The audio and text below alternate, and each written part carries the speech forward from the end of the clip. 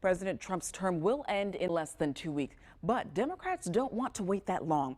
They're calling on Vice President Mike Pence to invoke the 25th Amendment to remove him early. And if not, they want Congress to impeach the president a second time. Fox 59's Mike Sullivan explains what that process would look like. I believe the president is dangerous and should not hold office one day longer. Both sides of the aisle. It's time to invoke the 25th Amendment and to end this nightmare. Are now talking impeachment.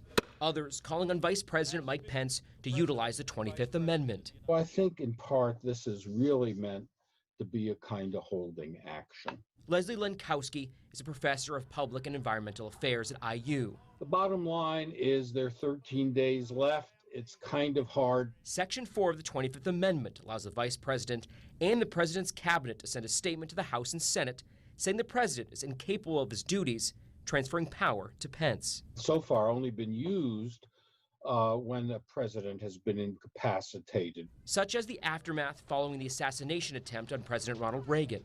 However, the president can then send a statement to the House and Senate saying, well, he's now capable, and he immediately becomes president again. Pence and the cabinet would have 4 days for a rebuttal, with the House and Senate having 48 hours to respond to Pence and his team. The bottom line, it seems to me, if President Trump were to contest any effort to invoke the 25th Amendment, he could do so and probably play out the clock. If the vice president and the cabinet refuse to stand up, Congress should reconvene to impeach the president. That could conceivably occur very quickly if everyone was agreed on doing so. But as you saw during the Electoral College certification, some legislators objected, siding with the president.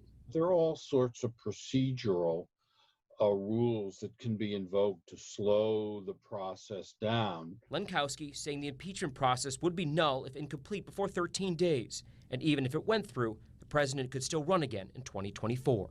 So I think you'd need a constitutional amendment probably that would say if you've ever been impeached, that's it, buddy. You're no longer eligible to run for president. In Indianapolis, I'm Mike Sullivan, Fox 59 News. Mike, thank you.